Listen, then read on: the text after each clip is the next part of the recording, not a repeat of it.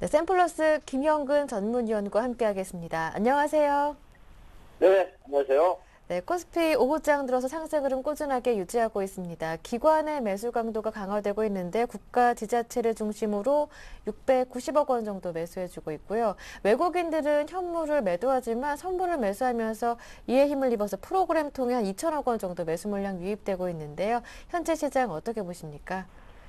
예, 그렇습니다. 말씀하신 대로 지금 외국인들 선물이 한 4,200계약 정도, 금액으로 따지자면 5천억이 넘는 그러한 금액 네. 매수가 유입이 좀 되면서 프로그램 쪽 2천억이 넘는 매수가 좀 유입이 되고 있습니다. 반면에 이제 외국인들 같은 경우 한 750억 정도 선물 쪽에서 매도를 좀 하고 있고, 그러한 부분들을 기관 쪽에서는 국가지방에서 900억 이상의 매수를 좀 보여주면서 기관은 한 700억 가까이 매수를 해주고 있는 모습입니다. 외국인이 파는 그러한 금액만큼 기관들은 좀 매수를 하는, 하지만 이제 투신이나 기금 쪽은 좀 매도를 하고 있다는 이러한 부분은 조금은 부정적인 면으로 좀 볼 수 있겠지만 여전히 상당히 지금 긴 시간이죠. 우리가 지금 2주, 3주 정도 되는 것 같은데요. 계속해서 1970과 2000포인트 이 사이에서 좀 갇혀있는 그런 구간에서 흘러가다 보니까 뭐 대형주들의 흐름은 당연히 좀 답답한 흐름이고요. 중소형주의 흐름들 계속해서 종목별로의 이러한 흐름들이 좀 나타나고 있고, 하지만 이제 우리가 그 이면에는 항상 뭐 실적을 기반으로 하고 성장성이 있는 종목들, 이러한 종목들이 뭐 계속 강하게 움직이는 종목, 그러한 현상이 나타나고 있습니다. 그래서 이 부분은 아까 그 일전에 계속 말씀드리지만 이제 선택의 부분이죠. 과연 그 강한 종목을 선택을 해서 추가적인 기대 수익률, 우리가 기대할 수 있는 수익률 부분과 혹시 또 리스크 부분이죠. 고점에서의 잡을 수 있다는 그러한 리스크 부분.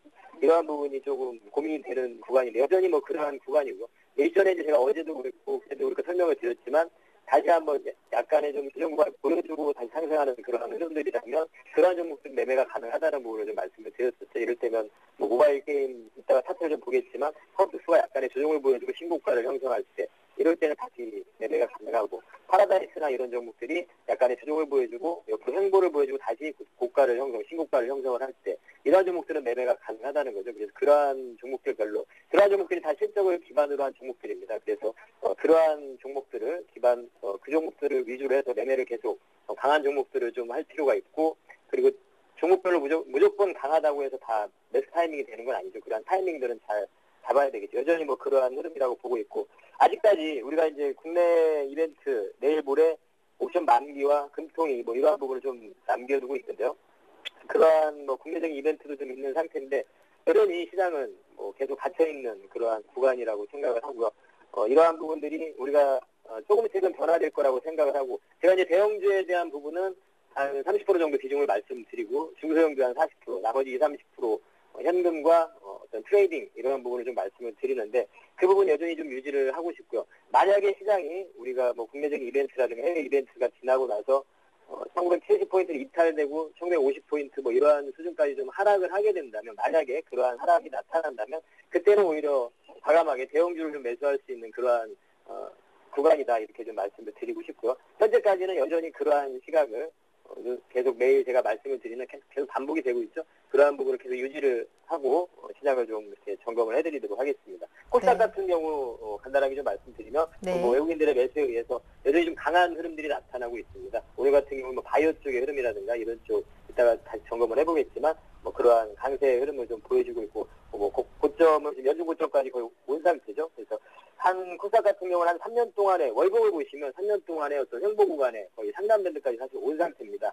약간의 조금은 조정 구간이 나타날 수 있다. 이러한 상태에 온 상태다. 이 정도로 좀 정리를 해드리도록 하겠습니다. 네, 대형주는 30%, 중소형주를 40% 비중으로 담아보자. 오늘도 말씀을 해주는데요. 그 안에 들어갈 업종들, 오늘 특징 업종 가운데 찾을 수 있을까요? 종목까지 구체적인 차트 움직임 확인해 보겠습니다.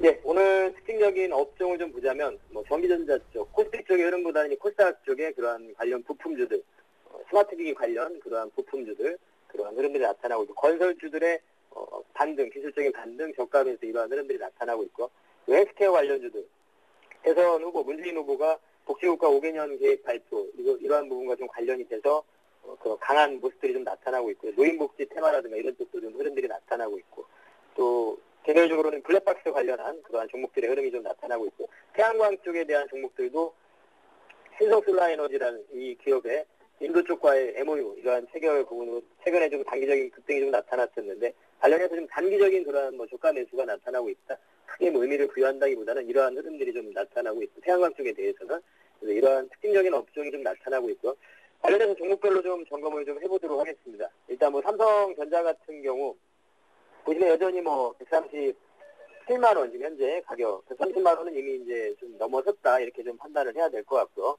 3분기 실적 발표 이후에 약간의 단기적인 좀 조정이 나왔지만 예전에도 말씀드린 대로 좀 조정 구간을 거친 이후에 추가적인 상승이 가능한 그러한 흐름이라고 저는 개인적으로 생각을 하고 있고 그 부분은 사실 이제 시장에 대한 긍정적인 시각에서 좀 기록되는 부분이고 약간의 이러한 답보 상태 구간 이후에 시장은 좀 더 좋아질 수 있다 저는 그러한 판단을 하고 있기 때문에 삼성전자의 흐름 여전히 긍정적으로 보고 있고 이러한 부분들이 삼성전자가 130만 원이 이탈이 되지 않는다면 여전히 그러한 시각을 좀 유지를 하고 있습니다. 그래서 그 현재 상태 삼성전자의 흐름 아주 양호한 흐름이 나타나고 있고 관련해서 삼성 SDI라는 종목도 일전에 이제 IT 쪽에서는 계속 말씀드리는 종목인데요. 현재 삼성 SDI도 상당히 뭐 견조한 흐름을 보여주고 있습니다. 어제 이제 한 이틀 정도 조정을 좀 받았지만 오늘도 추세를 좀 이탈하지 않는 그러한 반등을 좀 보여주고 있는 그런 모습이고 건설주를 좀 보면 건설주는 제가 이제 일전에도 계속 관심을 가질 수 있는 그런 섹터로 항상 말씀을 드리는데요. 물론 이제 긴 시각에서 말씀을 드리는 거죠. 오늘 같은 경우에는 이제 기술적인 반등, 그 저감에서 이러한 부분이 좀 유입이 되는 건데요. 순환되는 차원에서 사실 이제 현대건설이나 이런 종목을 좀 보자면 그 현대건설 같은 경우는 사실 내년 정도 그러니까 전체적인 건설 업황에 대한 부분을 보자면 한 2013년도부터 좀 수익이 개선이 될 거라고 보고 있고 사실상 종목별로 좀 접근을 해야 될 필요가 있는데요. 수주에 대한 부분을 좀 보자면 현대건설 같은 경우 해외 수주가 지금 현재 올해 지금 한 60억 불 정도 달성을 좀 했는데요. 올해 목표가 한 100억 불 정도가 됩니다. 100억 달러 정도 되는데 그 정도 어느 정도 근접하게 좀 달성을 하리라고 보고 있습니다. 수주 해외 부분에서의 수주 부분은 크게 지금 이상이 없는 상태이기 때문에 지금 주가가 좀 이렇게 지지부진한 그런 흐름이 있을 때 긴 시각에서 보고 접근하실 수 있는 그런 투자자들이라면 내년을 보고 투자할 수 있는 그런 투자자들이라면 충분히 저는 건설주, 현대건설이나 이런 종목들은 관심을 가지고 좀 포트에 좀 담아두는 것도 좀 긴 시각에서의 좀 안정적인 그런 전략이 아닌가 이런 부분을 좀 말씀드리고 싶고요. 그 다음에 오늘 뭐 헬스케어 관련주, 뭐 인피니티 헬스케어라든가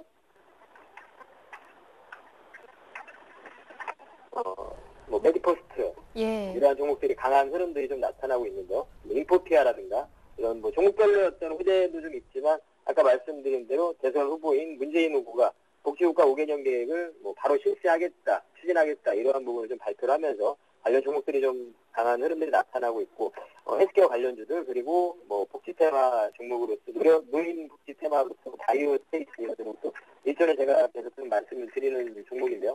우리 이 부분을 좀 보자면 다시 한번 그 부분을 좀 느낄 수 있죠. 우리가 이 테마라는 부분도 좀 순환되는 부분. 우리가 최근에는 막 일자리 관련 쪽에 강한 흐름이 나타났었고 SNS 관련 쪽도. 근데 오늘 그런 종목들은 좀 쉬고 있죠. 그러면서 바이오 쪽의 흐름, 노인복지에 관한 이러한 그전에는 물론 인물 관련 테마들이 또 강한 흐름들이 나타났고 이런 테마들의 흐름 그리고 우리가 점심시간쯤에 대아티아라는 종목이 또 상한가를 갔죠. 이러한 이제 철도 관련주들의 또 강한 흐름 그러면서 뭐 그런 가스관 관련 동양철관이나 이런 종목들도 강한 흐름이 나타나고 있죠. 이러한 테마 쪽에서 돈의 흐름, 순환되는 부분 이런 부분이 나타난다는 것을 여러분들이 항상 좀 주시를 좀 하셨으면 좋겠고 계속해서 그러니까 종목의 흐름들이 계속 상승하고 계속 하락하고 이러진 않는다는 거죠. 순환되는 거. 지금 중소형주 흐름들이 어느 정도 더 강한 흐름들이 나타나겠지만 이 부분이 또 계속되진 않는다.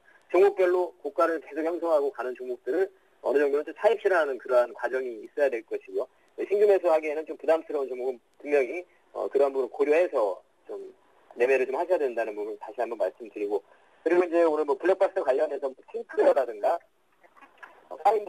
이런 종목들의 강세를 좀 보여주고 있는데요. 이 부분도 이제 앞으로의 성장성 부분이라든가 정책적인 부분이죠. 킹크레어나 이런 종목은 사실 이제 내비게이션 그런 회사인데 내비게이션 시장은 이미 이제 성숙기에 접어든 시장이고 앞으로의 성장의 모멘텀으로는 이런 블랙박스 부분을 좀 볼 수 있는데 2013년도부터 상용차에 대해서는 블랙박스를 의무적으로 다 설치를 해야 되는 그런 정책이 이미 진행이 됐죠. 그래서 이 부분 정책적인 부분이라든가 이런 부분 봤을 때 중국 시장에서의 어떤 성장 부분 이 부분을 봤을 때 충분히 뭐 현재 관심을 가지고 또 매매를 할 수 있는 그런 관심을 가질 수 있는 그러한 섹터다 한번 말씀을 드리고 싶고요. 그리고 오늘 뭐 태양광 쪽의 흐름은 아까도 말씀드린 대로 태양광 쪽의 어떤 업황이 뭐 좋아지고 지금 현재 이런 상황은 아니죠. 태양광 쪽은 제가 봤을 때 좀 시간과의 그러한 좀 싸움이라고 생각을 하고, OCI의 종목의 흐름이 뭐 지금 크게 움직이지 않고 있습니다. 그리고 코르키 종목 가격이 계속 뭐 하락을 하고 있고 이런 상황이기 때문에, 신성솔라에너지의 이러한 종목의 단기적인 그러한 모멘텀도 인해서 상승을 하면서 오늘 오성 LS가 이런 종목도 상한가를 갔는데요.